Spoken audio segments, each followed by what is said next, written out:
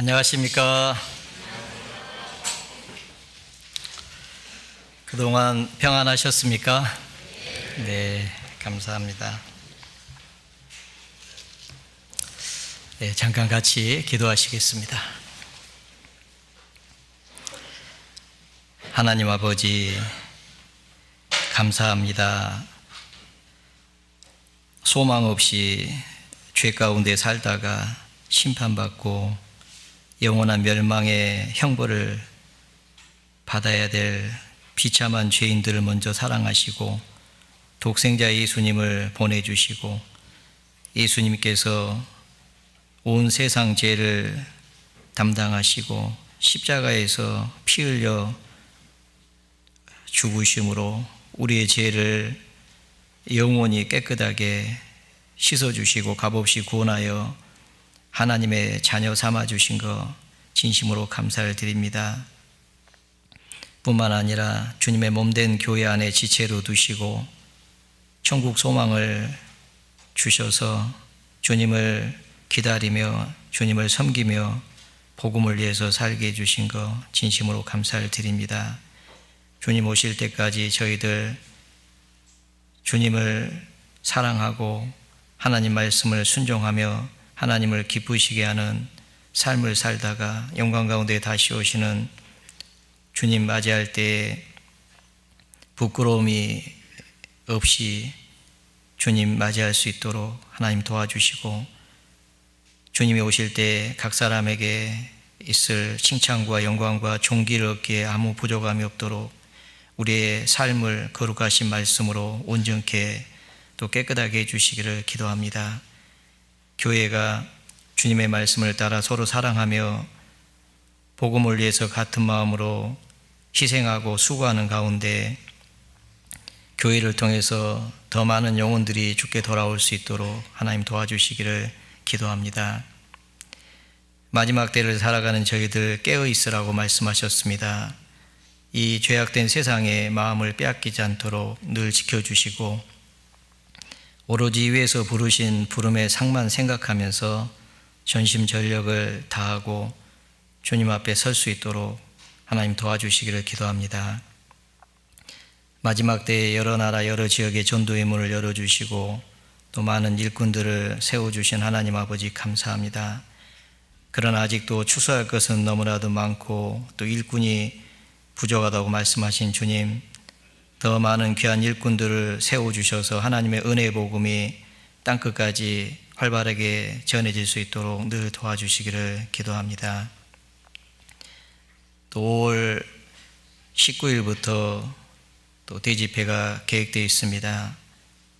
이 집회를 앞두고 또 오산교회 우리 형제 자매님들 함께 기도하며 준비하고 있습니다. 많은 불쌍한 영혼들 붙여주시고 특별히 사랑하는 가족들 말씀 앞으로 나올 수 있도록 도와주시고 말씀 앞으로 나온 영혼들 한 영혼도 이러지 않도록 자비를 베풀어 주시기를 간절히 기도합니다. 우리 가운데 어려움 가운데 고난 중에 병 중에 계신 분들 계시면 일일이 함께 해주시고 주님의 풍성한 사랑과 은혜를 부어주셔서 주님이 주시는 사랑의 힘으로 모든 어려움을 이겨내고 남은 생에 더욱 감사함으로 자원함으로 기쁨으로 주님을 섬길 수 있도록 도와주시기를 기도합니다. 오늘 주일을 맞아서 주님의 피로 구원받은 하나님의 귀한 자녀들 말씀 앞에 모였습니다. 각 사람에게 필요한 은혜의 말씀을 허락해 주시고 하나님의 뜻을 더욱 옳게 분별하고 남은 생에 하나님의 뜻 가운데 순종하며 하나님을 기쁘시게 하는 삶을 살 수 있도록 도와주시기를 같은 마음으로 기도합니다. 한 시간 온전히 주께 의지합니다. 저희를 사랑하시는 예수님 이름으로 감사하며 기도드렸습니다. 아멘. 네, 성경 역대상 4장을 찾겠습니다.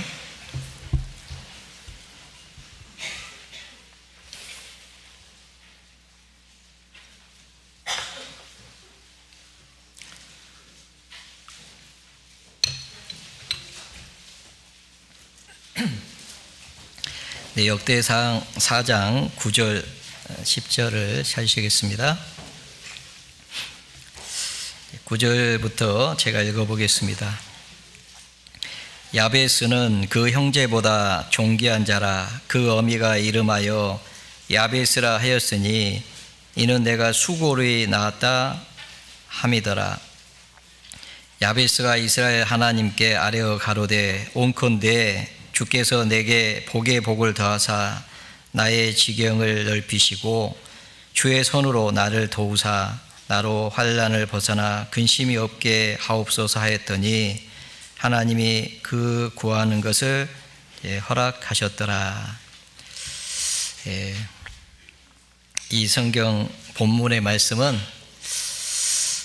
지금까지 너무 많이 들었기 때문에 다들 잘 아시는 내용이라고 생각합니다. 보편적으로 우리가 야베스의 기도라는 그런 제목으로 설교도 많이 들었을 건데요. 오늘 그 야베스의 기도 중에 크게 두 가지로 나눌 수 있는데, 첫 번째는 내게 복에 복을 더하사 나의 지경을 넓히시고, 그 지경을 넓혀달라고 하는 기도고요. 또 하나는 나를 주의 손으로 나를 도우사 나로 환난을 벗어나 근심이 없게 하옵소서라는 그런 기도로 우리가 생각을 해볼 수가 있겠습니다.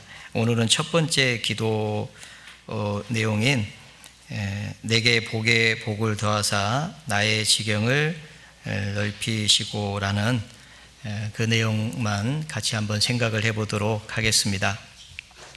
그 야베스라고 하는 이름의 뜻을 찾아보니까 슬픔, 고통 그런 뜻을 가지고 있는데요. 야베스의 어머니가 야베스를 낳을 때에 내가 수고로 낳았다라는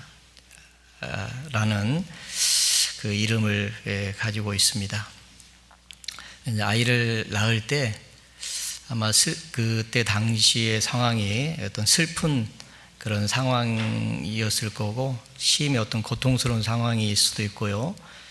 그리고 이제 아이를 낳을 때 이제 산고로 인해서, 지나친 산고로 인해서 이제 고통 가운데 그 아이를 낳을 수도 있었을 거라고 생각을 해볼 수 있습니다. 우리가 이제 이 산통은, 이 아이를 낳을 때 고통은 우리가 잘 아는 대로 죄로 말미암아서 하나님께서 주신 그런 형벌 중에 하나라는 것을 우리가 알 수 있습니다.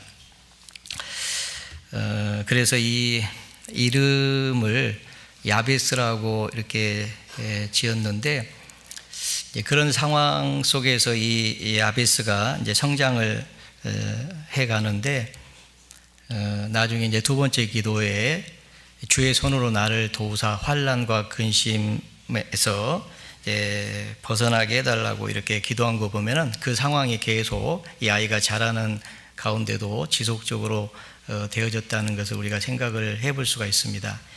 그런 상황 속에서 야베스는 자기에게 주어진 어떤 환경이나 그런 상황보다는 오히려 하나님을 의지하고 하나님께 기도함으로써 그 문제를 이렇게 타결하는, 그래서 하나님 앞에 이렇게 존귀한 자, 그 형제들보다 존귀한 자라는 그런 그 이름을 얻게 되었는데요.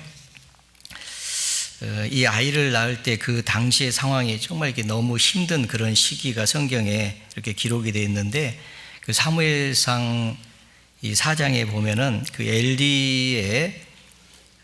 엘리 제사장의 그 며느리가, 비느하스 아내가 아이를 낳을 때, 그때 이제 산기 때 아주 고통 가운데 그 아이를 낳았습니다. 그리고 그 아이의 이름을 이가봇이다라고 이렇게 지었는데, 그때 당시의 상황을 보면은 우리가 잘 아는 대로 하나님께서 사무엘을 보내가지고 엘리 제사장의 집에 재난이 있을 것을 이제 말씀을 해 주셨습니다. 왜냐하면 엘리 제사장이 하나님보다 자기 아들들을 더 중히 여겼다, 더 사랑했다. 그래서 하나님께서 그 엘리 제사장 가문에 재난을 내리겠다라고 그렇게 말씀을 하셨는데, 마침 이 블레셋이 이제 이스라엘을 침략해 왔죠.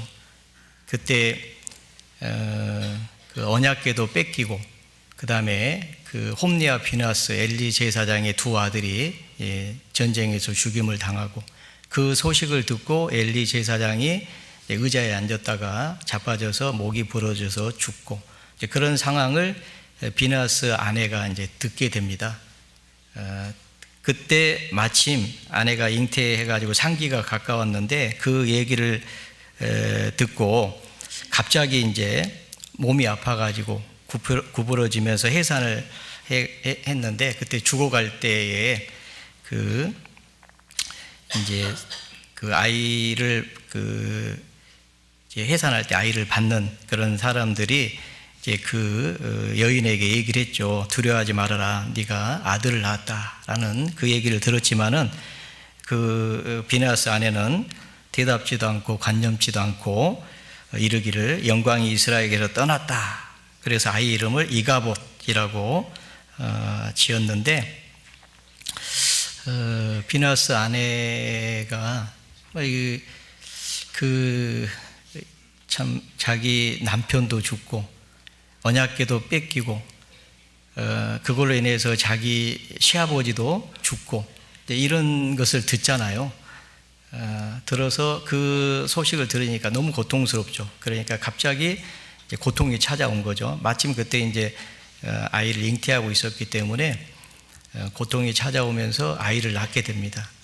근데 이제 그때 이제 죽어가게 된 거죠.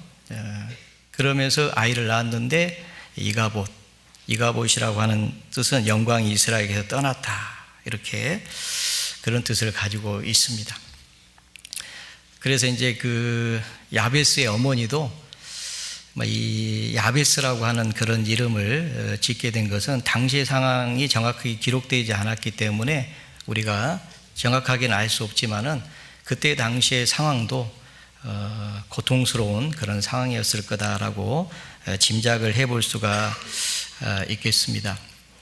그리고 이제 창세기 35장에 보면은 그 나엘, 야곱의 아내 나엘이 밧단 아람에서 이제 나와가지고 그 세겜을 지나서 베델로 올라가고, 그리고 이제 베델에서 하나님께 제사를 지내고 이제 가나안 땅으로 이렇게 들어가는 그런 과정 중에 이 나엘이 난산을 하게 되는 일이 있습니다. 그때 당시 임신해 있었는데 심히 신고하더니 심히 고통스러운 그런 상황이었습니다. 왜 그런 상황이었는지는 이제 정확하게 기록되지 않지만은 우리가 생각해 볼 수 있는 것은 밧단 아람에서부터 나왔잖아요. 당시에는 무슨 이런 그 교통수단이 좋은 것도 아니고 걸어서 왔던지, 그리고 이제 세겜에서 이제 어려움이 있었잖아요. 디나가 겁탈을 당하고 그로 인해서 그들과의 어려운 관계가 처하게 됐고, 그리고 이제 베델까지 또 왔고, 그래서 이제 거기서 또 진행하는 그런 과정이 있었는데, 그때 그 길로 인해서 아마 심한 어떤 그 고통이 있었다고 생각이 듭니다. 그래서 신고했다, 심히 고통스러웠다라고 성경에 기록하고 있는데, 그래서 난산하게 되는 그런 상황이 됐습니다. 그때도 산파가 두려워하지 말아라, 네가 또 등남하였다라는 얘기를 해줍니다. 그러나 나엘은 죽기에 임하여 그 혼이 떠나려 할 때 아들의 이름을 베노니라고 이렇게 지었습니다. 이 베노니라고 하는 이름의 뜻은 나의 슬픔의 아들이다, 그런 이름을 가지고 있습니다. 그런데 이제 야곱이 이름을 베냐민이다, 오른손의 아들이다, 이렇게 바꿔주는 그런 일이 있는데, 어쨌든 그 나엘도 난산하게 되는, 그래서 이름을 나의 슬픔의 아들이다, 이렇게 지었습니다. 그래서 이름을 지을 때는 어떤 의미를 부여하는 일이 있잖아요. 그런데 야베스, 참 슬픔의 아들 또는 고통의 아들, 내가 정말 수고를 낳았다, 그런 이름을 지어줄 정도면은 그때 당시의 상황이 정말 어려운 상황이었다는 것은 분명할 거라고 생각이 듭니다. 그런 상황 속에서 그 아이가 태어났습니다. 그런 환경 속에서 그 아이가 자랐습니다. 그런데 그는 형제보다 존귀한 자가 되었다. 왜냐하면 그가 하나님께 기도했습니다. 전능하신 하나님, 주의 손으로 나를 도와주십시오. 그리고 환난에서 벗어나서 슬픔이 없게 해 주십시오. 근심이 없게 해 주십시오라고 간절히 기도했고, 하나님은 그의 기도를 들으셨다. 그래서 형제 중에 존귀한 자가 되었다라고 성경은 기록을 하고 있습니다. 여기서 우리가 교훈을 받을 수 있는 것은 그런 고통 속에서도 하나님 앞에 끊이지 않고 기도함으로써 기도의 응답을 받아냈는데, 하나님 앞에 존귀한 자다라는 그런 이름을 얻게 된 겁니다. 구원받은 그리스도인들도 정말 구원받기 전에는 하나님을 떠나서 죄 가운데 살고 영원한 멸망의 형벌을 받을 수밖에 없는 비참한 운명 가운데 처해 있었지만은, 우리가 주님의 사랑을 깨닫고 이제 구원을 받은 이후에는 그 상황이, 환경에 어떤 어려움이 있다 할지라도 우리는 의지할 분이 계시고 우리를 사랑하시고 우리의 기도를 들으시는 하나님이 계시다는 것을 잊지 말고, 어떤 상황 속에서도 뒤로 물러가지 말며 침륜에 빠지지 말고 오히려 하나님을 의지하고 하나님께 구함으로써 존귀한 삶을 살 수도 있다라는 것을 한번 생각을 해보고 싶습니다. 본문 내용을 다시 한번 보면요, 온컨대 이렇게 됐습니다. 10절에 보시면 야베스가 이스라엘 하나님께 아뢰어 가로되 온컨대 주께서 내게 복의 복을 더하사 나의 지경을 넓히시고. 자, 온컨대라는 그 단어를 찾아보니까요, 다양하게 번역되어 있는데 이제 간절한 그런 마음이 담겨 있는 그런 그 단어라고 생각이 듭니다. 정말 예수님도 이제 그 말씀을 하실 때 보면은 내가 진실로, 또는 내가 진실로 내게 이르노니, 이런 말씀을 하시잖아요. 그런 뜻을 가지고 있습니다. 이 온컨대라고 하는 뜻의 내용은 정말 그 간절히 원할 때 사용하는 그런 단어라고 할 수 있는데요. 그래서 야베스의 기도는 아주 간절함이 배어 있다는 것을 알 수 있습니다. 복의 복을 더하사, 보통 이 복을 주시라고 이렇게 기도하는데, 야베스는 복의 복을 더해달라, 반드시 좀 나의 구하는 것을 들어주십시오 라는 그런 뜻으로 이해할 수가 있습니다. 그러니까 많은 복을 달라 그런 뜻보다는 반드시 내게 좀 이 복을 주십시오 라는 그런 의미가 훨씬 강하다는 것을 알 수가 있습니다. 예수님께 요한복음 1장에 보면은 은혜의 은혜 이런 단어가 있잖아요. 은혜의 은혜라, 또는 평강의 평강으로, 이런 그 반복된 단어를 사용하고 있는 경우가 있는데, 지속적으로 그 은혜의 은혜를 요구할 때, 또는 평강에 계속 평강을 요구할 때 정말 이 복이 지속적으로 계속 이렇게 되어지기를 바라는 그런 의미의 뜻이라고 할 수 있습니다. 우리가 구원을 받은 이후에는 우리 육신을 위해서 기도하는 것이 아니고 하나님의 뜻대로 살기를 원하고 그런 소망을 우리가 가지고 기도하잖아요. 우리 육신의 어떤 사욕, 어떤 욕망, 그것을 추구하는 그런 삶이 아니고 정말 하나님께 영광을 돌리는 그런 삶을 살고자 하는 간절한 소원이 있고, 주님 만날 때까지 정말 그 소망을 가지고 그런 소원을 가지고 살고자 하는 그런 그 마음이 있습니다. 그런데 그것이 우리 힘으로 되어지는 것이 아니고 하나님의 도우심과 은혜로 되어진다는 것을 우리가 잘 알고 있습니다. 사도 바울도 나의 나 된 것은 하나님의 은혜로라. 내가 모든 사도보다 더 많이 수고하였으나, 우리가 수고하는 것조차도, 우리가 수고할 수 있었던 것조차도 하나님의 은혜라는 것을 우리가 잘 알고 있습니다. 내가 모든 사도보다 더 많이 수고하였으나 내가 아니요 하나님의 은혜로라. 하나님의 은혜가 아니다면 우리는 끝까지 선한 싸움을 싸우고 달려갈 길을 마치고 믿음을 지키기가 어렵습니다. 왜 그러냐면 우리가 아는 대로 마귀가 있잖아요. 근신하라 깨어라 너희 대적 마귀가 우는 사자같이 두루 다니며 삼킬 자를 찾나니 너희는 믿음을 굳게 하여 저를 대적하라. 정말 하나님의 은혜가 아니라면, 하나님의 도우심이 아니라면 우리는 결코 끝까지 이 선한 싸움을 싸울 수가 없습니다. 왜냐하면 마귀가 있거든요. 마귀는 어떻게 해서든지 우리를 넘어뜨리려고 합니다. 그래서 우리 가운데 계속 역사를 하고 있기 때문에 정말 우리는 하나님의 도우심이 절대적으로 필요합니다. 만약에 우리가 우리 힘으로 살 수 있다고 생각한다면 그것은 정말 교만한 생각이고 정말 위험한 사고라는 것을 알 수가 있습니다.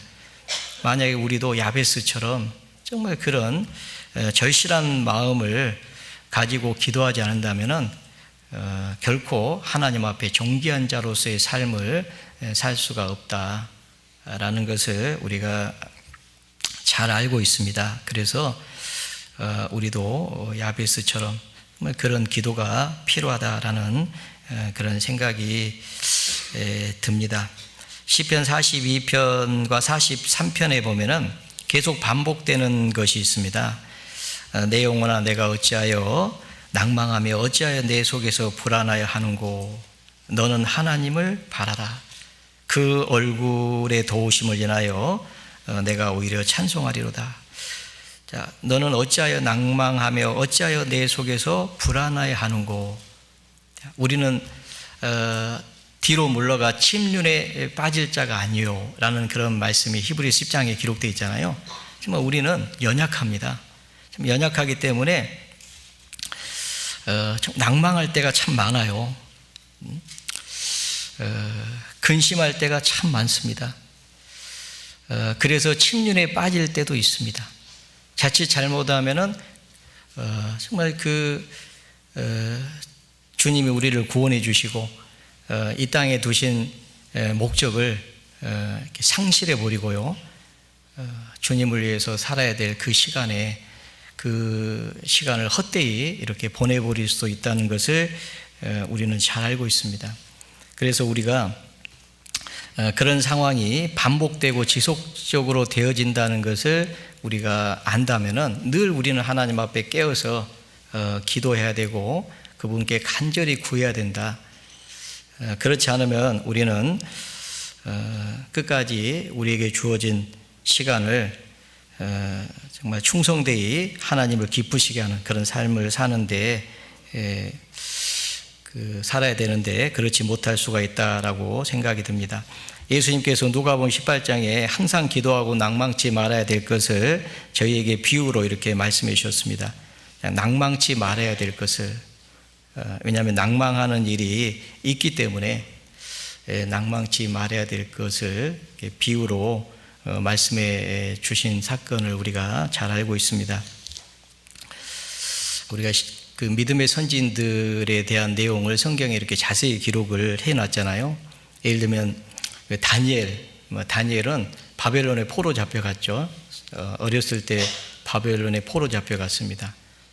참 그런 상황에 처하게 된다면은 아마 낙심하고 낭망하고 침륜에 빠질 수 있는 그런 상황이 될 수도 있습니다. 그런데 다니엘은 그렇게 하지 않았습니다. 오히려 하나님께 구했잖아요. 다니엘서 6장 10절에 보면은 다니엘은 먼저 하나님 앞에 뜻을 정했습니다. 그리고 하나님 앞에 간절히 구했습니다. 나중에 그 왕의 신상에 만약에 절을 하거나 또는 그에게 무엇을 구하면 사자굴에 던져 넣는다라고 하는 그런 어인이 찍힌 조서가 발동이 됐지만은, 그러나 다니엘은 전에 행하던 대로 예루살렘을 향해서 열린 창문을 열어놓고 전에 행하던 대로 하루에 3번씩 무릎을 꿇고 하나님 앞에 기도한 그 내용 있잖아요. 그러니까 다니엘은 전에 행하던 대로 하루에 3번씩 예루살렘을 향해서 창문을 열어놓고 늘 기도했습니다. 만약에 다니엘이 그렇게 하지 않았다면 다니엘의 삶은 존귀한 삶이 되지 못했을 겁니다. 다니엘이 우리가 잘 아는 대로 바벨론의 포로 잡혀갔지만은 거기서도 하나님께 영광을 돌렸습니다.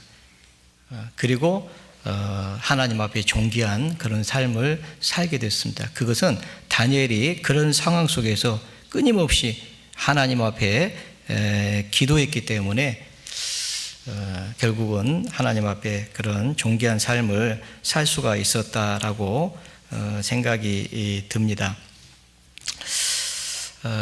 그래서 우리도 하나님 앞에 야베스처럼 기도를 해야 되겠는데, 온컨대 절실한 마음을 가지고 주께서 내게 복에 복을 더하사 나의 지경을 넓혀 주십시오라는 그 기도가 하나님이 들으신 기도였다라고 성경은 기록하고 있습니다. 하나님이 그 구하는 것을 허락하셨더라. 그렇다면 이 기도는 하나님이 기뻐하시는, 하나님이 원하시는 그런 기도라는 것을 알 수가 있습니다. 내게 나의 지경을 넓혀 주시기를 기도하는 것은 하나님의 뜻이라는 것을 우리가 잘 알 수가 있습니다. 우리의 기도는 주님이 기뻐하시는 기도여야 됩니다.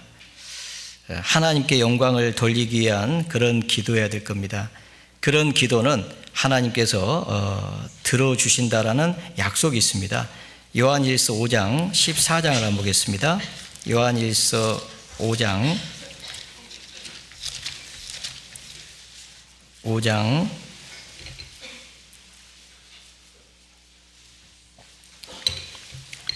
같이 한번 읽어보겠습니다. 그를 향하여 우리의 가진 바 담대한 것이 이것이니 그의 뜻대로 무엇을 구하면 들으심이라. 그 요한복음 15장에 보면 예수님께서 너희가 내 안에 거하고 내 말이 너희 안에 거하면 무엇이든지 원하는 대로 구하라. 그리하면 이루리라. 이 말씀을 해주셨잖아요. 너희가 내 안에 거하고 내 말이 너희 안에 거하면 무엇이든지 원하는 대로 구하라. 그리하면 이루리라. 그런데 이 요한일서 5장에 사도 요한은 그를 향하여 우리의 가진 바 담대한 것이 이것이니 주님께서 약속하셨죠. 그의 뜻대로 무엇을 구하면 들으심이라. 하나님의 뜻대로, 하나님의 뜻은 너희가 내 안에 거하고 내 말이 너희 안에 거하면, 주님의 말씀이 우리 안에 거하면, 주님의 말씀대로 구하면은, 주님의 뜻대로 구하면은 무엇이든지 들으신다라는 그런 약속을 해 주셨습니다. 이거는 구원받은 그리스도인들에게 주어진 축복이라고 할 수 있습니다. 하나님의 약속, 여기 있는 기도, 하나님의 뜻대로 구하면은 무엇이든지 듣는다. 참 놀라운 그 축복의 약속이라고 할 수 있잖아요. 요한복음 15장에 보면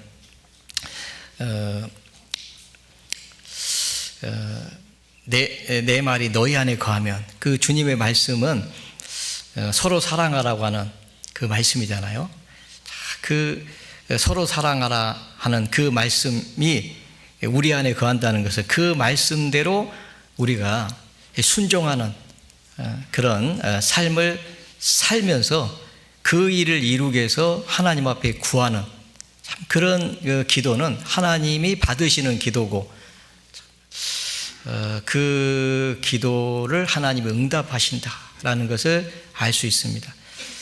우리가 이 성경은 마음을 다하고 뜻을 다하고 목숨을 다해서 주 너의 하나님을 사랑하라 하는 것이 첫 번째 계명이고, 두 번째 계명은 내 이웃을 내 몸과 같이 서로 사랑하라 라는 계명이잖아요. 내 이웃을 내 몸과 같이 서로 사랑하라. 내 이웃을 사랑하는 삶은 예수님이 십자가에서 자기 목숨을 대속물로 주셨잖아요. 그 영혼을 사랑하셔가지고, 그 사랑, 내가 너희를 사랑한까지 너희도 서로 사랑하라. 내가 너희에게 새 계명을 주느니 서로 사랑하라. 내가 너희를 사랑한까지 너희도 서로 사랑하라. 주님이 십자가에서 자기 생명을 내어주신 그 사랑으로 우리를 구원해 주셨잖아요. 그 사랑으로 서로 사랑하라. 그 사랑을 가지고 이뤄진 영혼들에게 복음을 전하고, 그 복음을 전하기 위해서 정말 주님께 필요한 것을 구한다면 그것은 분명히 하나님의 뜻이라고 생각이 듭니다. 그래서 내 지경을 넓혀 달라라고 정말 이 기도하는 것은 뭐 육신적인 것을 말하는 것은 아닐 거라고 생각합니다. 하나님께 영광이 되는 하나님의 나라의 확장을 위해서 하나님의 나라와 그의 의를 구하는 그런 삶은 분명히 하나님의 뜻에 합한 그런 삶이라고 생각이 듭니다. 그래서 15절에 보면 우리가 무엇이든지 구하는 바를 들으시는 줄을 안즉 우리가 그에게 구한 그것을 얻은 줄을 또한 아느니라. 우리가 무엇이든지, 그것은 그 앞의 내용과 그 연계가 되어 있다는 것을 알 수 있습니다. 그의 뜻대로 무엇이든지 구하는 거죠. 하나님의 뜻대로, 하나님이 기뻐하시는 뜻대로 구하는 것은 하나님께서 들으신다라는 그런 약속을 해 주셨습니다. 그래서 첫 번째, 이 복음을 전하는 그 지경을 이렇게 넓혀 달라고 하는 그 기도는 하나님의 뜻이다라고 생각이 듭니다. 고린도전서 그 앞에 16장을 보겠습니다. 고린도전서 16장.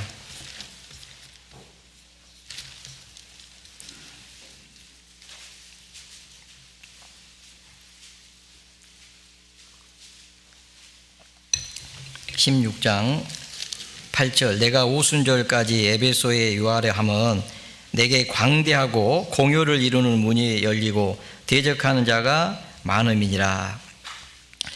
자, 오순절까지 에베소에 유하려 함은 에베소 지역에 복음을 전했고 에베소 지역에서 사도 바울은 정말 눈물을 많이 흘리면서 그들에게 가르쳤습니다.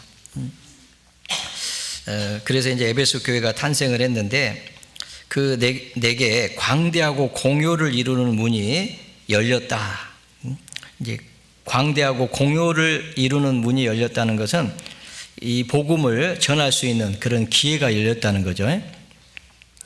그런데 또 대적하는 자가 많다라고 그렇게 말씀을 하고 있습니다. 이 복음을 전할 때 이 문이, 전도의 문이 열려야 되는데 전도의 문을 열어달라고 정말 기도해야 될 겁니다. 그런데 또 전도의 문이 열리면은 또 대적자가 많다는 것도 알 수가 있습니다.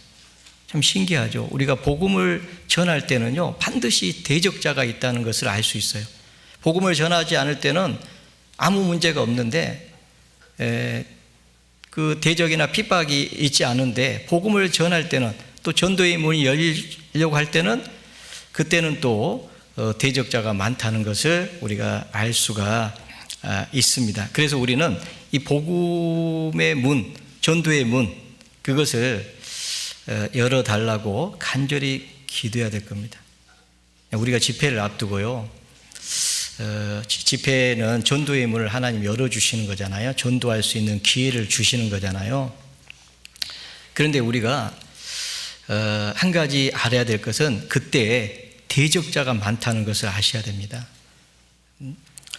그냥 전도의 문이 열리는 것이 그냥 쉽게 되는 것이 아니고 자연스럽게 되는 것이 아니고 많은 사람의 기도가 필요하다는 것을 우리에게 가르쳐주고 있습니다. 그래서 구원받은 그리스도인들이 하나님의 뜻대로 기도해야 되는데 그것은 바로 전도의 문을 열어주시기를, 그리고 이 복음이 전해질 때 하나님이 역사해 주시기를 우리가 같은 마음으로 간절히 기도해야 될 겁니다. 우리가 집회를 참 많이 하는데 집회를 할 때 이제 점점 어떤 마음이 드냐면은 그냥 일상적인 그런 일로 이렇게 받아들이는 경우가 있습니다. 그냥 교회 안에서 집회를 하니까 그냥 하는가 보다라고 이렇게 생각을 하고 그냥 나는 그 집회 때 그냥 참여하면 되겠지 이렇게 생각할 수 있는데 그렇게 해서는 안 된다. 그리고 그것은 하나님의 뜻이 아니고 그것은 마귀의 역사가 얼마나 강하게 일어나고 있는지를 알지 못하는 거라고 생각이 됩니다. 그래서 구원받은 그리스도인들은 정말 그때는 마치 어미가 야베스를 낳는 것 같은 그런 고통, 정말 이 마귀와의 그 싸움, 우리의 싸움은 씨름은 혈과 육에 대한 것이 아니요 정수와 권세와 이 세상 어둠의 주관자들, 하늘에 있는 악의 영, 이 마귀와의 싸움이 있다는 것을 우리가 알아야 됩니다. 그래서 우리도 아이를 낳을 때 그 산통을 어미가 그 고통을 받고 그 아이를 낳은 것처럼, 생명을 얻은 것처럼, 그리고 이 복음이 전해지기 위해서는 또 한 번의 그 야베스의 기도, 정말 온컨대 주께서 복에 복을 더하사 나의 지경을 넓혀달라고 하는 그런 기도가 절실히 필요하다라고 생각이 듭니다.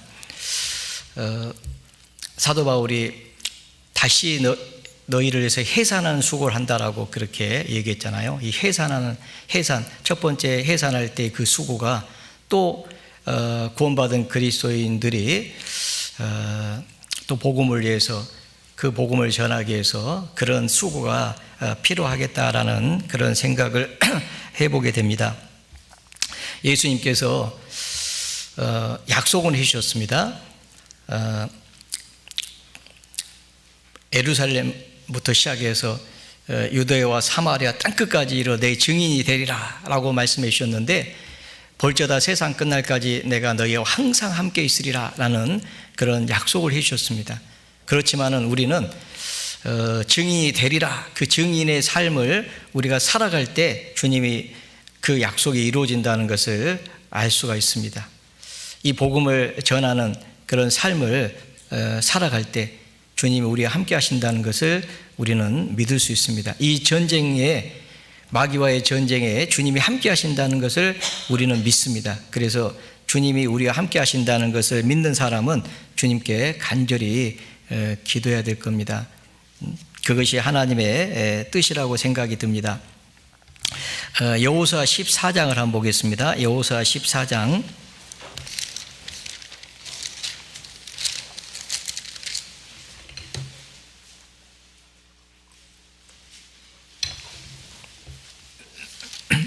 14장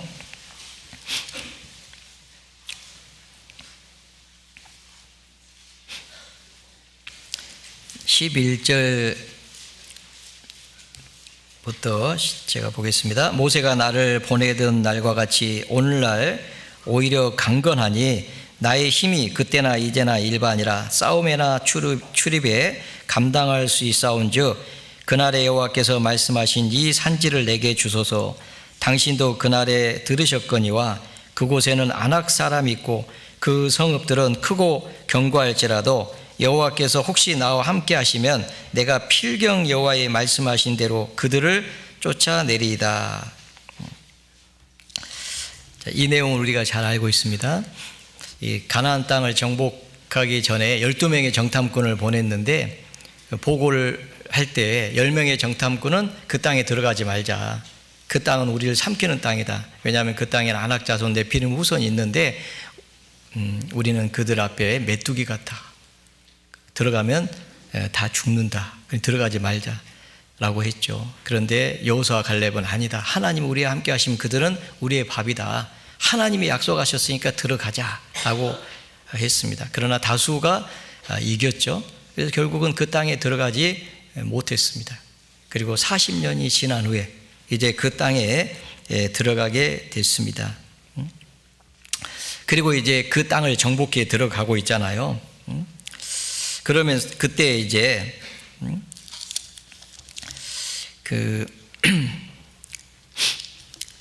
이 갈렙이 85세가 10절에 보면 85세가 이제 되었을 때입니다. 그때에 이제 모세에게 하는 얘기입니다. 그날에 12절 여호와께서 말씀하신 이 산지를 내게 주소서. 당신도 그날에 들으셨거니와 그곳에는 아낙 사람이 있고 그 성읍들은 크고 견고할지라도 여호와께서 혹시 나와 함께 하시면 내가 필경 여호와의 말씀하신 대로 그들을 쫓아내리이다. 분명히 하나님께서는 약속하시고 말씀하셨습니다. 그런데 그렇다고 할지라도 그 땅을 차지하는 데는 전쟁이 필요하다는 것을 우리가 알 수 있습니다. 그 땅은 아낙 자손이 살고 있습니다. 그 성읍들은 크고 견고합니다. 자, 그런 그 성읍을 정복하기 위해서는요, 싸움이 필요합니다.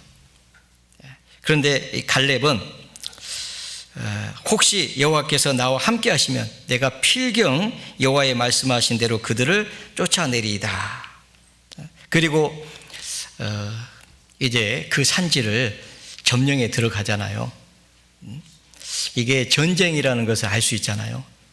하나님이 약속하셨다고 그냥 주어지는 것이 아니라는 것을 알 수 있습니다. 우리가 잘 아는 대로 주 예수를 믿으라 그리하면 너와 내 집이 구원을 얻으리라 라는 그런 약속이 있습니다. 자, 그렇다고 가만히 있어가지고 가족이 구원받는 것은 결코 아닙니다. 약속은 있습니다. 주님이 약속하셨습니다. 반드시 하나님을 의지하고 그 전쟁에 나설 때 하나님께서는 약속을 이루어 주시는 분은 틀림없습니다. 그러나 전쟁입니다. 싸움입니다. 그냥 되어지는 것이 결코 아니라는 것을 알 수 있습니다. 거기는 아낙 자손 네필린 후손이 있습니다. 첫 번째 그 땅에 들어가지 못했습니다. 너무 두려운 존재였잖아요. 그리고 40년 동안 그 땅에 들어가지 못했습니다. 그리고 그 땅에 들어가서 전쟁 중에 지금 그 땅을 정복하고 있습니다. 그런데 아직도 그 산지는 점령하지 못했습니다. 그때 갈렙이 얘기합니다. 그 산지를 내게 주십시오. 자, 여호와께서 나와 함께 하시면 필경 말씀하신 대로 그들을 쫓아내리이다 라고 그렇게 얘기를 했습니다. 그리고 그 땅을 정복해 갔습니다. 우리가요, 믿음으로 이 전쟁에 승리한다는 것은 압니다. 그러나 반드시 믿음으로 이 전쟁을 승리하게 되어 있습니다. 자, 아는 것하고 실제로의 싸움하고는 전혀 다릅니다. 그래서 우리는 그 지경을 넓혀 달라고 하는 그런 기도가 절실하게 요구된다라는 것을 알 수가 있습니다. 여호수아 17장도 보겠습니다. 17장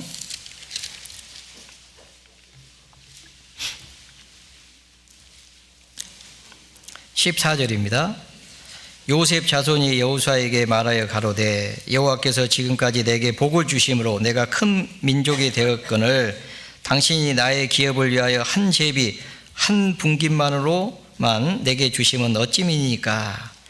여호수아가 그들에게 이르되 내가 큰 민족이 되므로 에브라임 산지가 내게 너무 좁을진데 브리스 사람과 느바임 사람의 땅 살림에 올라가서 스스로 개척하라. 요셉 자손이 가로되 그 산지는 우리에게 넉넉지도 못하고 골짜기 땅에 거하는 가나안 사람에게는 벳산과 그 향리에 거하는 자든지 이스라엘 골짜기에 거하는 자든지 다 철병거가 있나이다. 여호수아가 다시 요셉의 족속 곧 에브라임과 므낫세에게 일러 가로되 너는 큰 민족이요 큰 권능이 있은즉 한 분깃만 가질 것이 아니라 그 산지도 내 것이 되리니 비록 살림이라도 내가 개척하라. 그 끝까지 내 것이 되리라. 가나안 사람이 비록 철병거를 가졌고 강할지라도 내가 능히 그를 쫓아내리라. 자, 그 요셉 자손이 말하기를 내가 큰 민족입니다. 그런데 당신이 나의 기업을 위해서 한 제비 한 분깃으로만 내게 주시면 어찌입니까? 그러면 그 산지가 좁으면 브리스 사람과 느바인 사람의 땅 살림에 올라가서 스스로 개척해라 라고 이제 얘기를 하죠. 그때 요셉 자손이 말하기를 그 산지는 넉넉지도 못하고 골짜기입니다. 별로 쓸모없는 땅입니다. 그런데 그 사람에게는 다 철병거가 있습니다. 그렇게 이제 얘기를 하는 거죠. 그 땅이 보니까요, 골짜기, 별로 이렇게 쓸모없는 땅, 개간하기도 힘든 그런 땅이었죠. 그리고 거기에 사는 사람들은 다 철병교를 가졌습니다. 그 땅을 정복하기가 정말 어려운, 쉽지 않은 그런 곳이라는 것을 알 수 있습니다. 그런데 여호수아는 요셉 족속에게 이르기를 너는 큰 민족이요 큰 권능이 있은즉, 물론 이 권능은 하나님께 있습니다. 하나님이 함께 하시면, 하나님이 도와주시면 반드시 그 땅을 정복할 수 있습니다. 우리가 이스라엘 민족이 이스라엘 땅에서 쫓겨나가지고 다시 이스라엘 땅으로 돌아올 때 그 땅은요, 사막입니다. 그런데 이스라엘 사람들이 이스라엘 땅에 돌아와서 그 땅을 개간하고 옥토로 만들었잖아요.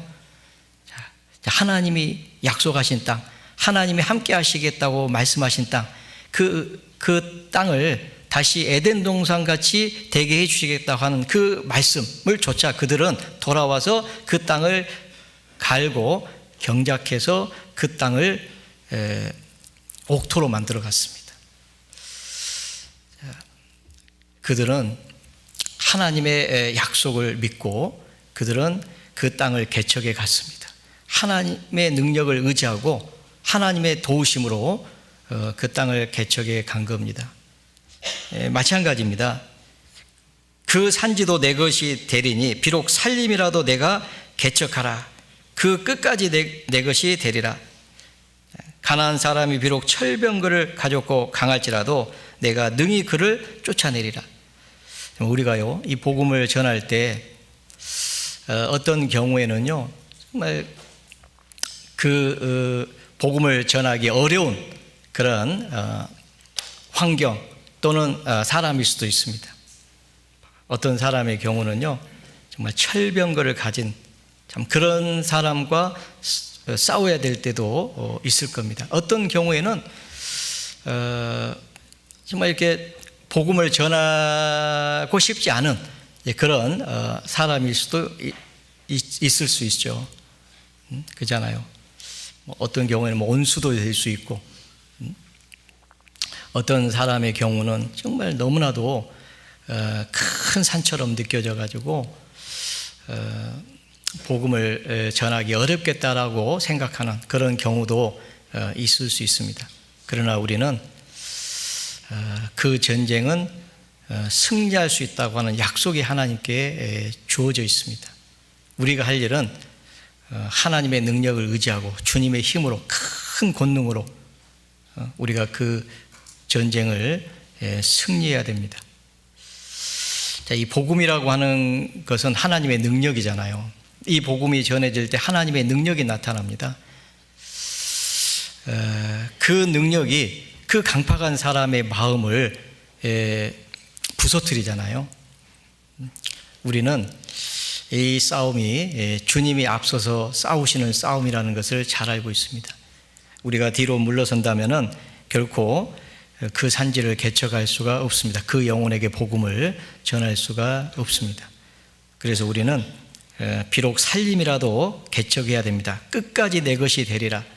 그들이 비록 철병거를 가졌을지라도 그리고 강할지라도 내가 능히 그를 쫓아내리라 라는 그 주님의 약속, 그 말씀을 의지하고 우리는 주님께 구해야 됩니다. 그리고 주님이 주시는 힘으로 이 싸움을 싸워야 됩니다. 그러면 주님은 반드시 갈렙에게 주신 것처럼, 요셉 족속들에게 허락하신 것처럼 그 산지를 우리가 얻을 수가 있다라는 그런 생각이 듭니다. 그 다음에 시편 119편을 보겠습니다. 시편 119편, 시편 119편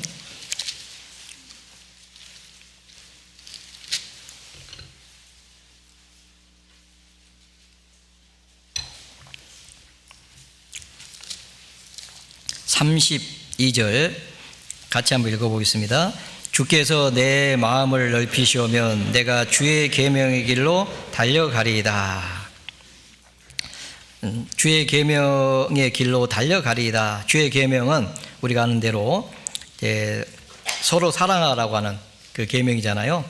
그 계명대로 달려가리이다라는 말씀은 서로 사랑하라고 하는 그 말씀을 실천하면서 살겠다라고 하는 그런 그 마음이잖아요. 주께서 내 마음을 넓히시오면은, 그러면은 형제 자매를 사랑하고, 그죠?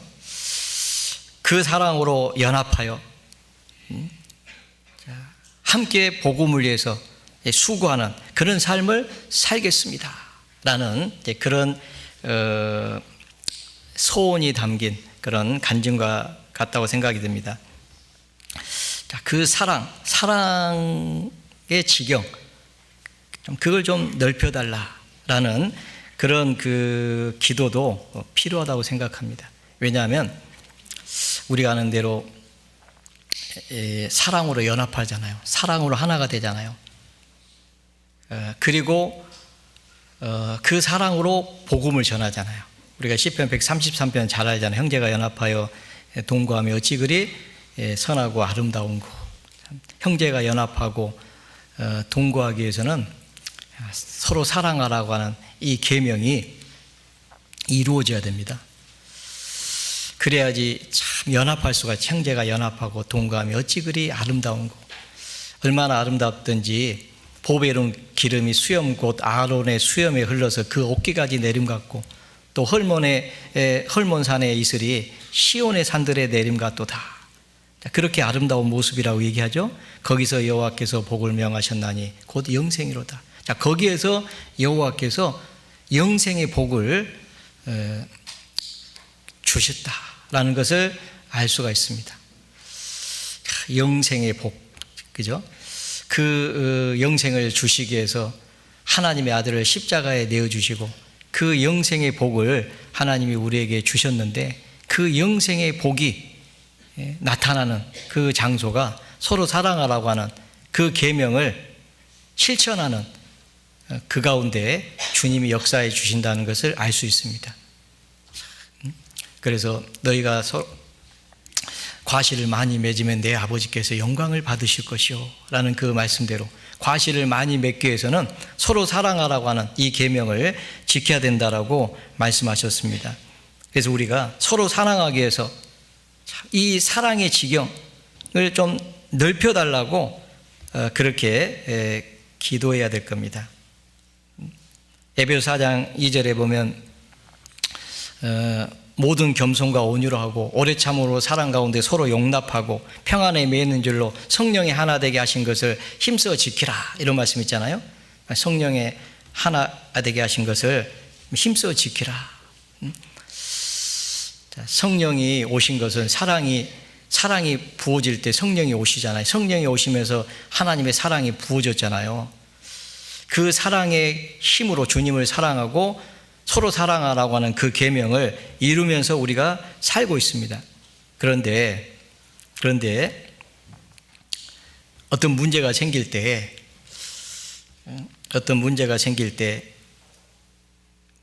그 사랑이 온데간데 없이 사라져 버리잖아요. 미워하고 시기하고 질투하고 원망하고 불평하고,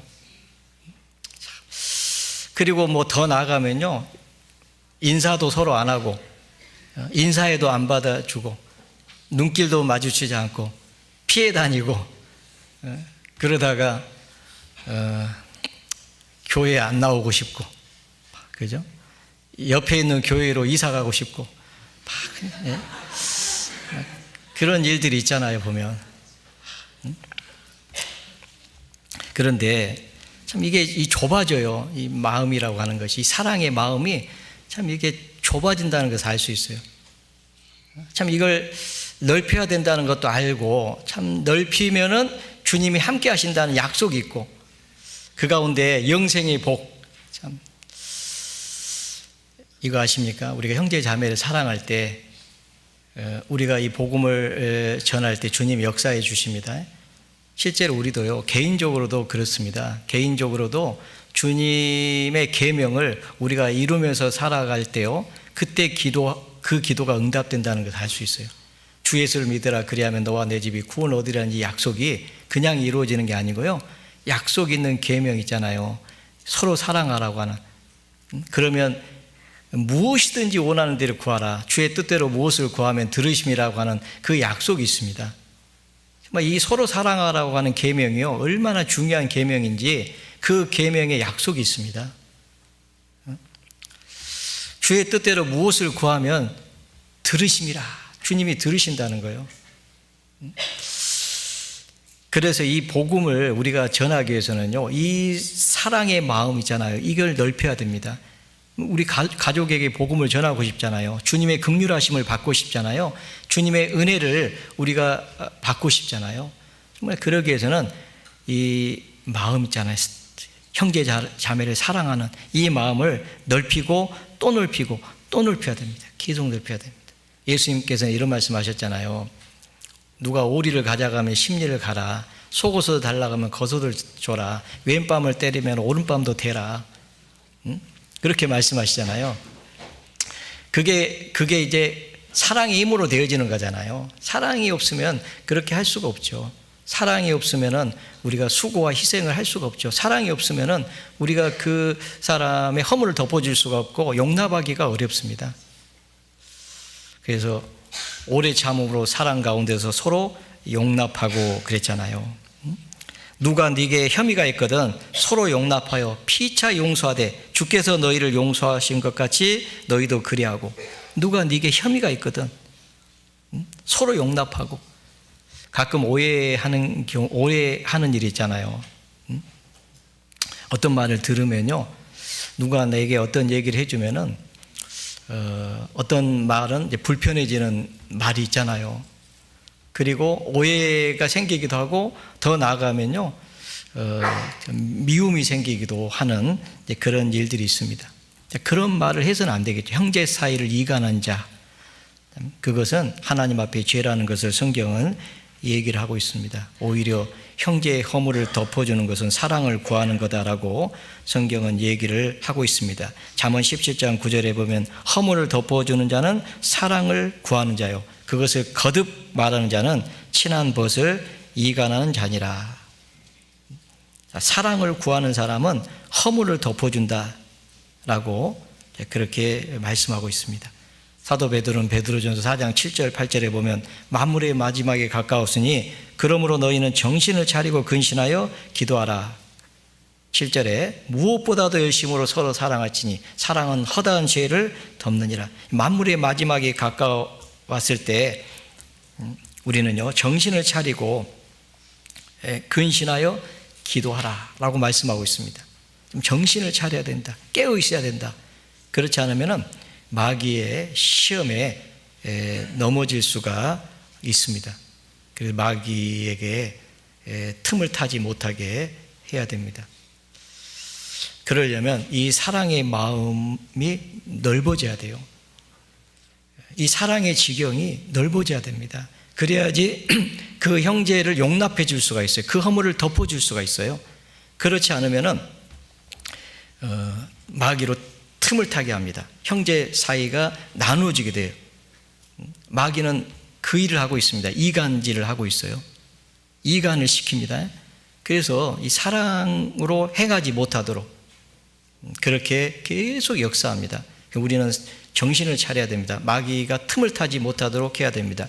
그러기 위해서 우리는 이 사랑의 지경을 넓혀야 됩니다. 형제 자매를 사랑하는 이 마음을 넓혀야 됩니다. 그래야만이 마귀의 시험에 넘어지지 않을 수가 있습니다. 끝까지 우리는 선한 싸움을 주님의 사랑으로 싸울 수가 있기 때문에 그렇습니다. 그래서 무엇보다도 열심으로 서로 사랑할지니, 열심으로 서로 사랑하시니, 뜨겁게 피차 서로 사랑하라, 그런 말씀 있잖아요. 이 사랑은 정말 힘이 있습니다. 사랑은 모든 것을요, 정말 이렇게 녹여버리는 그런 어떤 힘이 있다는 것을 알 수가 있습니다. 이런 마음을 우리가 구해야 됩니다. 그래서 이 사랑의 지경을 넓혀달라고 이렇게 기도하는 것이 필요하겠다라는 그런 생각을 해보게 됩니다. 솔로몬이 하나님 앞에 기도한 내용이 나오잖아요. 일천 번제를 드리고 하나님 앞에 기도했습니다. 솔로몬이 이제 지혜를 구했잖아요. 내가 내게 무엇을 짓고 너는 내게 구하라. 그때 솔로몬이 지혜를 구했는데 그것이 하나님 마음에 들었습니다. 그래서 여디디아라고 하는 이름을 얻었잖아요. 하나님께 사랑을 입은 자. 근데 이 솔로몬에게 하나님이 지혜를 주셨고 그가 구하지 않은 부와 명예도 주셨는데 또 넓은 마음을 주시되 바닷가에 모래같이 하셨다, 많게 하셨다. 그런 말씀을 그런 말씀이 기록되어 있잖아요. 그 넓은 마음을 주셨다. 근데 바닷가에 참 모래같이 참 하셨다, 많게 하셨다. 그런 말씀이 있는데 이 바닷가에 모래같이, 그 말은 모래는 측량할 수 없다고 됐잖아요. 측량할 수 없는, 하나님이요 정말 측량할 수 없는 은혜를 주신 거죠.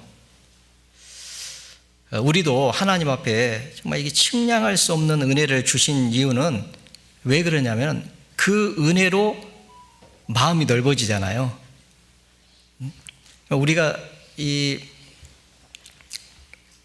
우리가요 시편 기자가 여호와께서 내게 주신 모든 은혜를 내가 무엇으로 보답할꼬, 이 보답하고자 하는 그런 마음이 생긴 것은 은혜입니다. 은혜. 참 이 은혜가 하나님께서 시편 기자에게 은혜를 부어 주신 거잖아요.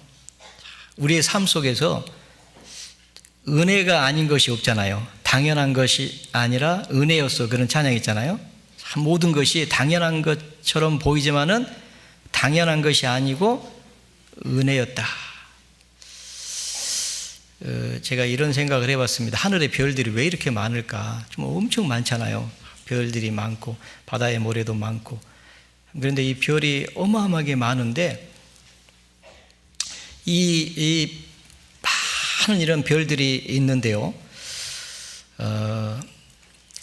그 별 하나가 정말 이 별 하나를 만난다고 생각해 봐요. 그 많은 별 중에 어떤 별을 하나를 만나려고 한다면은 아마도 엄청나게 많은 어떤 수를 통과하고 나서 그 별을 아마 만나게 될 것 같아요. 어디에 있는 별을 하나 우리가 찾는다고 하면은 그 별을 찾아 나설 때 아마 엄청나게 복잡한 어떤 과정이라든지 어떤 수를 통과한 후에 아마 그 별을 만날 수 있지 않을까, 그런 생각이 듭니다. 근데 하나님은 그 별을 만드신 분인데, 그 별의 수요를 세시는 분인데, 그 별의 이름을 주셨는데, 그 이름을 불렀는데 하나도 빠짐이 없다라고 말씀하고 있잖아요. 그러니까 우리를 구원하기 위해서요, 하나님이 하신 은혜를 아마 우리가 측량할 수 없을 겁니다. 이 한 사람, 나라고 하는 이 사람을 구원하기 위해서요, 해오신 일을 우리가 안다면 그 모든 것이 은혜였다는 것을 알 수 있는데, 그것이 바다의 모래처럼 측량할 수 없었을 거다라는 생각을 해보게 됩니다. 어떻게 생각하세요? 우리가 구원을 받으려면 얼마나 많은 복잡한 수를 통과해야 되는지 아마 계속 생각해도 끝이 없을 것 같아요. 나한테 복음을 전해주는 사람을 만나야 되잖아요. 그 사람을 만나려면은 얼마나 많은 복잡한 수를 통과하고 왔을까요? 아마 나중에 알게 될 건데 측량할 수 없을 겁니다. 바다의 모래를 셀 수 없을 정도, 측량할 수 없을 정도. 그 은혜로 우리가 구원을 받았다고 저는 생각을 합니다. 그 은혜를 우리가 생각한다면은,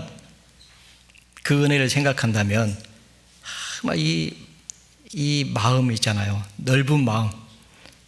그 넓은 마음으로 우리가 이렇게 서로 사랑할 수 있을 거라고 생각이 듭니다. 그래서 왜 굳이 넓은 마음을 주시되 바닷가에 모래같이 많게 하셨다, 이 말씀을 뒤에다가 붙여놨을까? 정말 측량할 수 없는, 헤아릴 수 없는 그 은혜로 인하여 주어지는 그 마음. 그래서 우리가요, 은혜를 생각하면은 마음이 정말 이렇게 넓어지겠다는 생각이 듭니다. 그리고 이 마음이 넓어지면은 솔로몬에게 하나님께서 이 넓은 마음을 주셨잖아요. 넓은 마음을 주셨기 때문에 솔로몬은 그 넓은 마음을 가지고 이스라엘 백성들을 잘 다스릴 수가 있었을 겁니다. 지혜와 넓은 마음을 가지고. 그리고 솔로몬 왕 때 나라가 정말 화평을 이루었잖아요. 솔로몬 왕 때, 솔로몬은 평강의 왕이라 일컬음을 받는 주님의 모형이잖아요. 참 평강을 이룬 거죠. 이 세상에는요, 평화가 없어요. 평강이 없어요. 그런데 이 솔로몬 당시에 이 솔로몬 왕은 그 나라가 정말 이 평화를 누리고 평강을 누렸다라고 성경은 얘기하고 있습니다. 왜냐하면 하나님이 그에게 주신 은혜로 지혜와 넓은 마음을 가지고 백성을 잘 아마 다스렸을 거라고 생각합니다. 그러면 화평이 이루어지는 거죠. 그것처럼 우리가 이 넓은 마음을 가질 때 우리 안에 화평이 이루어질 겁니다. 시편 34편 한번 보겠습니다. 시편 34편.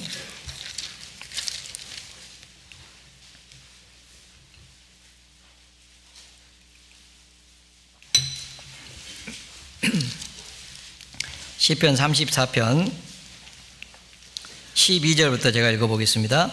생명을 사모하고 장수하여 복받기를 원하는 사람이 누구뇨? 내 혀를 악에서 금하여 내 입술을 괴사한 말에서 금할지어다. 악을 버리고 선을 행하며 화평을 찾아 따를지어다. 여호와의 눈은 의인을 향하시고 그 귀는 저의 부르짖음에 기울이시는도다. 생명을 사모하고 장수하여 복받기를 원하는 사람이 누구냐? 그런 사람이 있다면 내 혀를 악에서 금하여 내 입술을 괴사한 말에서 금할지어다. 악을 버리고 선을 행하며 화평을 찾아 따를지어다 라고 그렇게 말씀을 해 주셨습니다. 화평을 찾아서 따를지어다. 그러기 위해서는 혀를 악에서 금하고 내 입술을 괴사한 말에서 금할지어다. 그 베드로전 3장에 이 말씀을 인용해서 생명을 사랑하고 좋은 날 보기를 원하는 자는 입술을 금하고 혀를 금하고 입술을 금하고 그 다음에 악한 말을 그치고 계율을 품지 말고 악에서 떠나고 선을 행하고 화평을 구하여 이를 조쳐라, 이런 말씀으로 기록을 하고 있잖아요. 생명을 사랑하고 참 좋은 날 보기를 원하는 사람, 참 생명을 사랑하고 정말 좋은 날 보기를 원하는 사람, 참 생명을, 우리 구원받은 그리스도인들은 생명을 사랑하잖아요. 뭐 좋은 날 보기를 원하잖아요.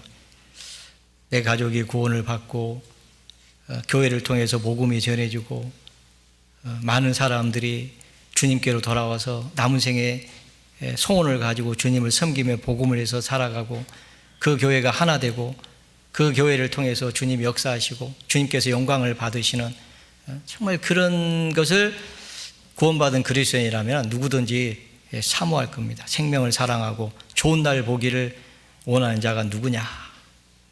그러면 그 사람은 화평을 찾아 따를지어다. 화평을 찾으라는 거죠. 화평을 이루라는 거잖아요. 그러기 위해서는 내 혀를 악에서 금하고 내 입술을 괴사한 말에서 금해라. 악을 버려라. 오히려 선을 행해라. 그러면서 화평을 찾아라. 화평을 구하라고 그렇게 말씀을 하고 있습니다. 화평이 이루어지면요, 기쁨이 있습니다. 화평. 이 마음에 평강이 없으면요, 화평이 없습니다. 그러잖아요. 이 마음의 즐거움은 양약이라도 그렇잖아요. 마음의 즐거움은 양약이다. 그리고 뼈로도 튼튼하게 한다.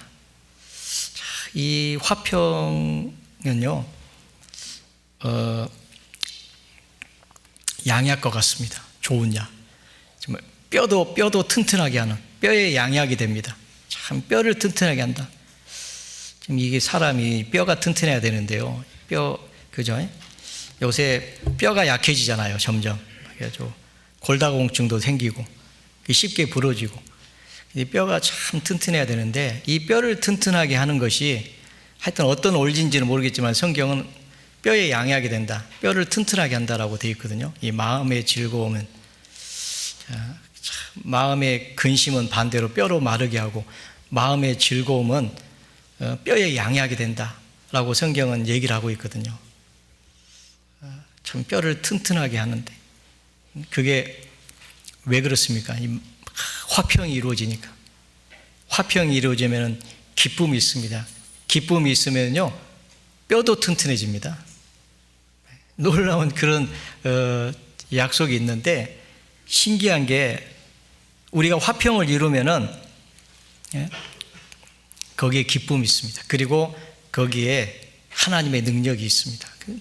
생명이 탄생하는 일이 있어요. 구원받는 역사가 나타납니다. 그리고 자원하는 마음으로, 기쁜 마음으로 주님을 섬깁니다. 여러분, 우리가요 이 구원의 즐거움이 사라질 수 있어요. 다윗은 하나님 앞에 기도했잖아요. 구원의 즐거움을 회복시켜 주시고 자원하는 심령을 주사 나를 붙들어 주십시오. 그러면 내가 죄인들에게 주의 도를 전하리니 죄인들이 주께 돌아오리다. 자, 이 구원의 즐거움이 사라질 수 있습니다. 그 자원하는 심령이 사라질 수 있어요. 우리가 봉사를 하더라도요 정말 이 온전한 마음과 기쁜 뜻으로 자원하는 마음으로 해야 되잖아요. 자원하는 심령. 하나님 그걸 받으시고 그걸 원하십니다. 교회가 주님 사랑으로 하나 돼가지고 기쁨이 충만해서 같은 마음으로 복음을 위해서 협력하는 그런 교회가 주님이 원하실 거예요. 그런 교회를.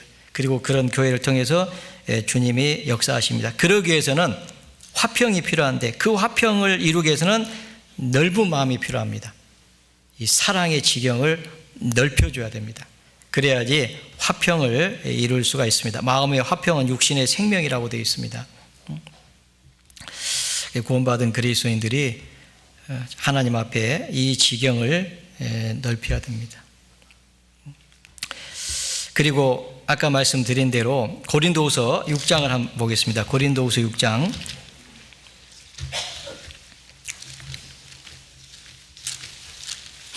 고린도후서 6장입니다. 6장 13절 같이 한번 읽어보겠습니다. 내가 자녀에게 말하듯 하노니 보답하는 양으로 너희도 마음을 넓히라. 참 마음을 넓히라라고 그렇게 말씀을 했는데, 여기 내가 자녀에게 말하듯 하노니 보답하는 양으로 너희도 마음을 넓히라. 자녀에게 말하듯 하노니 보답하는 양으로. 이 자녀는요 부모의 사랑을 받고 자라잖아요. 사랑으로 자라잖아요. 그러면 자녀는 나중에 성장하면요 그 부모의 은혜를 압니다. 그리고 그 은혜가 감사하기 때문에 그 은혜에 보답하고자 하는 마음이 생겨요. 맞죠? 자, 자녀는요 부모의 사랑을 받고 성장을 합니다. 그리고 나중에 그 사랑을 알게 됩니다. 부모의 은혜를. 그러면 어떤 마음이 생기냐면 은혜를 보답하고자 하는 그런 마음이 생기게 돼 있어요. 그것처럼 자녀가 부모에게 그 부모의 사랑을 알고 부모에게 보답하고자 하는 그런 마음 있잖아요. 그런 마음으로 너희도 마음을 넓히라라는 그런 말씀입니다. 데살로니가 전서 3장을 한번 보겠습니다. 데살로니가 전서 3장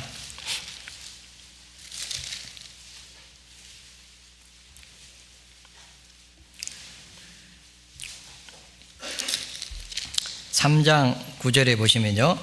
우리가 우리 하나님 앞에서 너희를 인하여 모든 기쁨으로 기뻐하니 너희를 위하여 능히 어떠한 감사함으로 하나님께 보답할꼬.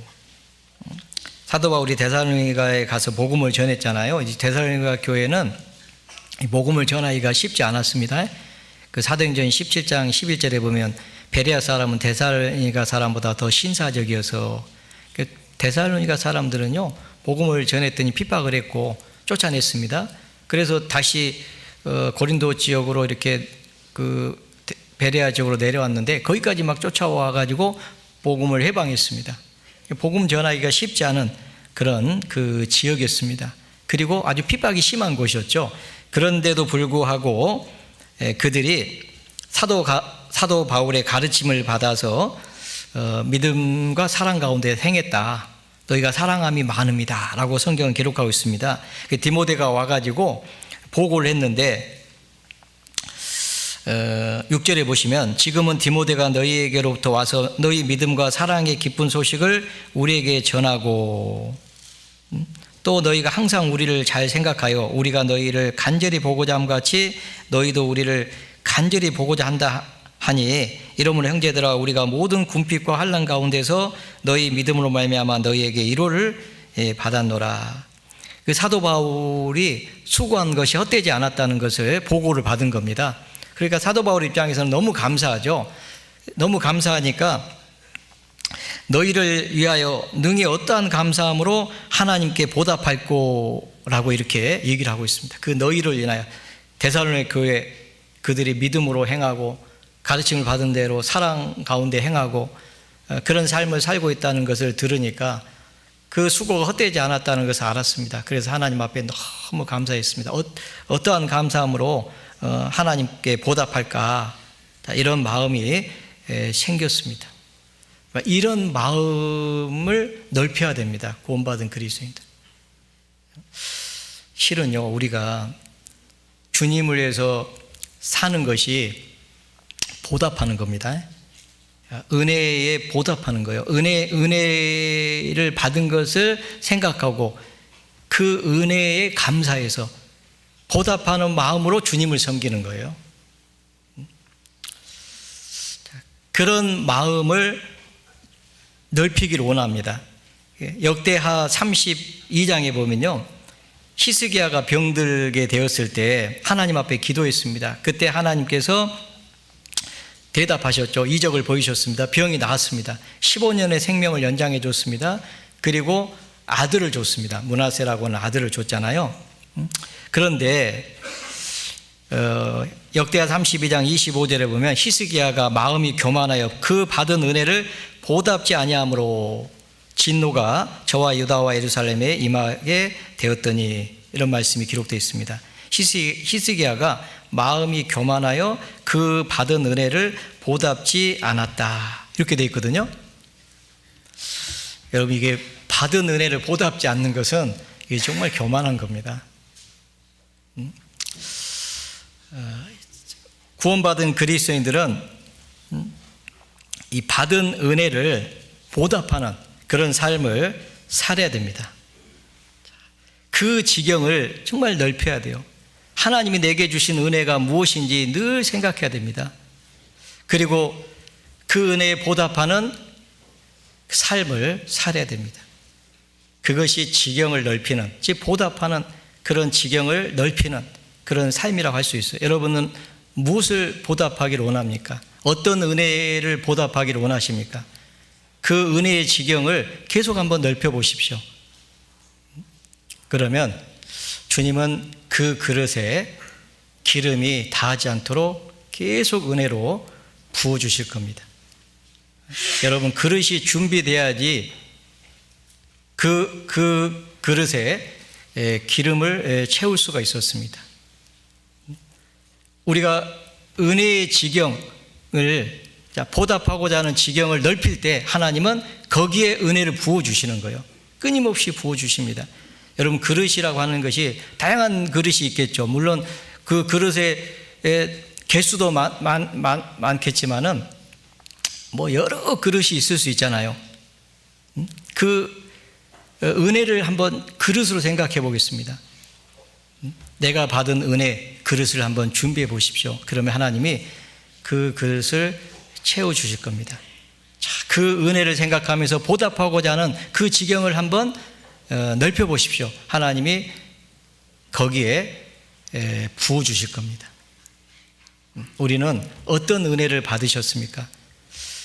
그리고 그 은혜를 생각하면서 그 은혜에 보답하고자 하는 지경을 한번 넓혀 보십시오. 그러면 하나님께서 반드시 그 그릇에 은혜를 부어 주실 겁니다. 준비하는 대로 끝없이 끊임없이 부어 주실 겁니다. 여러분, 우리가 잘 알잖아요. 그릇이 더 이상 그릇을 가져오지 않으니까 기름이 이제 그쳤습니다. 우리가 이 보답하고자 하는 지경을, 그 그릇을 계속 준비만 한다면 주님은 끝없이 부어주실 수 있는 능력이 있습니다. 우리는 어떤 은혜를 보답하고자 하는 그런 그 지경의 그릇을 계속 넓힌다면 하나님께서 반드시 그 지경을 넓힐 수 있도록 도와주실 거다라는 그런 생각이 듭니다. 이제 남은 생에는 야베스가 하나님 앞에 내게 복의 복을 더하사 나의 지경을 넓히시고 라는 그 기도가 하나님의 응답되었다는 것을 성경에 기록한 것은, 우리도 그런 기도를 할 때, 그런 삶을 살고자 할 때 주님께서 그 구하는 것을 허락해 주셨다라고 하는 그 약속이 우리 삶 속에서 이루어질 거다라고 생각합니다. 그리고 우리도 형제 중에 존귀한 자, 하나님 앞에 정말 존귀한 삶을 살다가 주님을 만날 수 있지 않겠나라는 생각을 해봅니다. 같이 기도하겠습니다. 언제나 우리를 사랑하시는 거룩하시고 자비하신 하나님 아버지, 감사합니다. 우리의 지경을 넓혀 주셔서 하나님이 주시는 그 은혜로 남은 생에 주님을 섬기며 하나님께 영광을 돌릴 수 있도록 도와주시기를 간절히 기도합니다. 교회를 통해서 날로 구원받는 역사가 일어날 수 있도록 도와주시고, 교회가 주님의 말씀을 따라 순종하고 또 하나님을 기쁘시게 하는 그런 삶을 사는 가운데 더 많은 영혼들이 주께 돌아올 수 있도록 하나님께서 함께 해주시고 도와주시옵소서. 5월 19일부터 대집회가 계획되어 있습니다. 이번 집회 하나님이 앞서 행해 주시고 또 함께 해 주셔서 많은 영혼들을 붙여주시고 저희들이 함께 수고하고 희생하는 가운데 주님 앞에 나온 영혼들이 이르지 않도록 자비를 베풀어 주시기를 같은 마음으로 기도합니다. 우리 가운데 또 어려움 가운데 또 고난 중에 병 중에 계신 분들 계시면 일일이 함께 해주시고 주님의 능력의 손길로 어루만져 주셔서 모든 어려움을 이겨내고 남은 생의 기쁨으로 담대하게 주님을 섬기고 또 복음을 위해서 살아갈 수 있도록 도와주시옵소서. 한 시간 함께 해주신 주님께 감사를 드립니다. 저희를 사랑하시는 예수님 이름으로 기도드렸습니다. 아멘.